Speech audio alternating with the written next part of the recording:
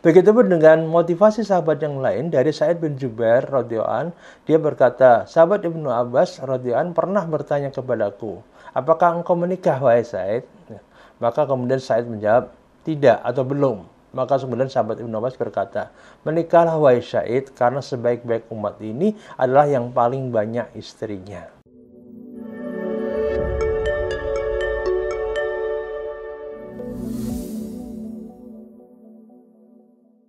Assalamualaikum warahmatullahi wabarakatuh. Sahabat Inspira yang dirahmati Allah Subhanahu wa taala. Hari ini kita dihadapkan fenomena yang tidak lazim terjadi dalam tahun-tahun belakangan, di mana kita menemukan data bahwasanya di Jepang dan China, rata-rata orang menikah itu usianya ketika sudah mencapai di atas 40 tahun. Mereka sengaja menunda-nunda untuk menikah karena menunggu ekonominya mapan. Bahkan kalau di Amerika, hanya setengah penduduknya yang tertarik untuk menikah. Lebih parah lagi adalah di Eropa, di mana sudah tidak lagi ada keinginan bagi mereka untuk menikah dan kebanyakan ingin hidup sendiri. Karena bagi mereka, pikir mereka, menikah itu sesuatu hal yang merepotkan. Selain juga rata-rata pendidikan wanitanya sudah tinggi, sehingga merasa tidak membutuhkan seorang laki-laki. Begitupun di negara-negara yang lain kondisi yang sama terjadi, sehingga pada akhir hari ini terjadi depopulasi di berbagai negara. Bahkan ada namanya desa hantu. Di Spanyol itu ada sekitar 1.500 desa berhantu, di mana Spanyol itu memiliki kepadatan populasi kurang dari 12,5 juta jiwa per kilometer persegi. Jadi ya, di sana bahkan ada satu desa yang luasnya sekitar 35 hektar, itu hanya dijual sekitar 1,91 miliar. Bayangkan antum punya uang nggak sampai 2 miliar bisa beli kampung, bukan beli rumah lagi. Gitu. Kemudian di Eropa juga begitu kondisinya. Hari ini warga berusia menua semakin mendominasi dalam kehidupan masyarakat mereka. Bahkan yang mengejutkan kemarin di berita terbaru di Jepang itu ada total lebih dari 9 juta rumah yang kosong akibat tidak ada penghuninya, akhirnya diambil alih oleh pemerintah.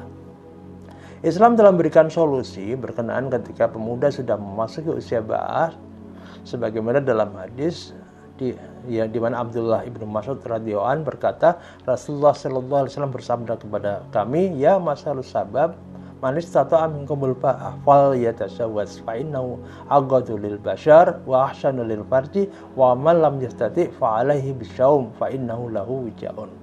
Wahai para sahabat generasi muda, barang siapa di antara kamu telah mampu untuk menikah, hendaknya ia menikah karena ia akan lebih bisa menundukkan pandangan dan memelihara kemaluan. Barang siapa yang belum mampu, hendaknya ia berpuasa karena bisa menjadi benteng bagi dirinya.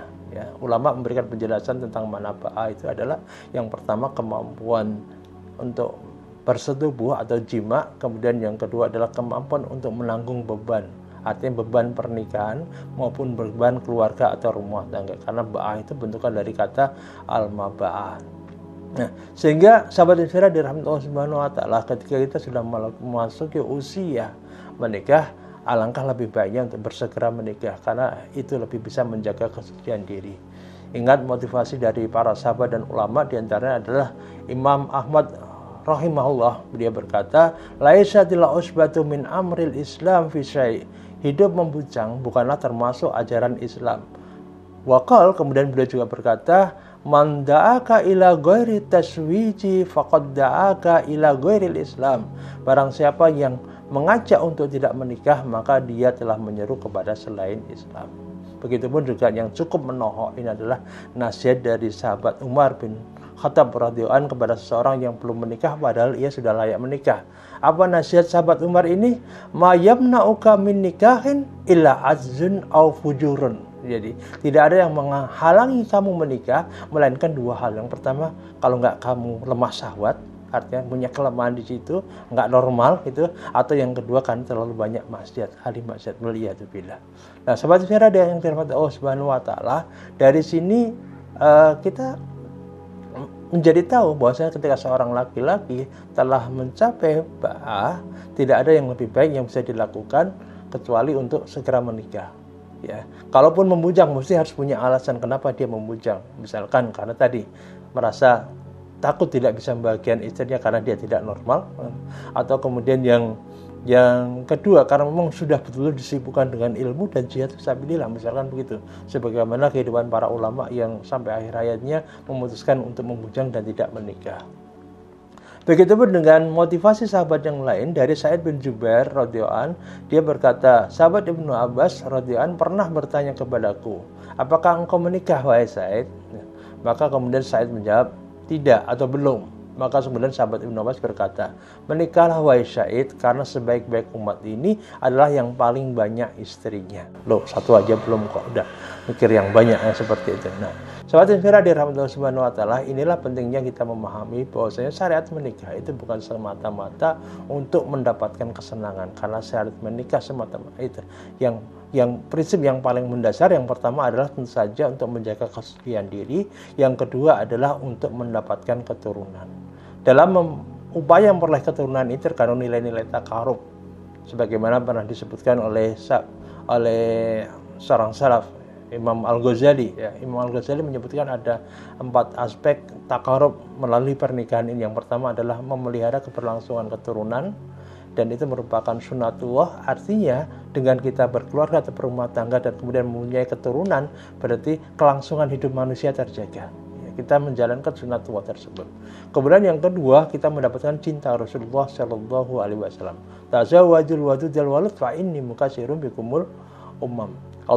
Rasulullah bangga kepada umatnya yang menikah dan memiliki keturunan yang banyak. Ya, cari seorang perempuan wanita yang penyayang lalu subur. Kemudian yang ketiga adalah kata Imam Al-Ghazali, dengan menikah manusia bisa memakmurkan bumi dengan anak dan keturunan yang soleh yang mendoakannya.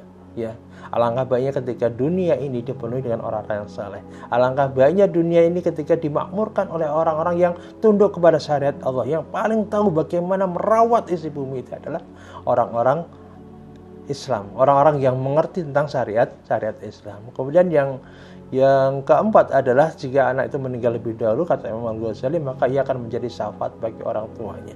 Baik anak meninggal di usia muda akan menjadi syafaat bagi orang tuanya. Ketika anak sampai pada usia dewasa, bahkan sampai ketika orang tuanya meninggal, maka tidak ada yang lebih baik perbendaharaan yang dimiliki oleh seorang orang tua melainkan adalah anak-anak yang saleh. Idza matal insan qata'a amalu illa min salasatin. Ya, ketika seorang manusia itu meninggal, akan terputus seluruh amalnya kecuali 3 hal. Illa min shadaqatin jariyatin.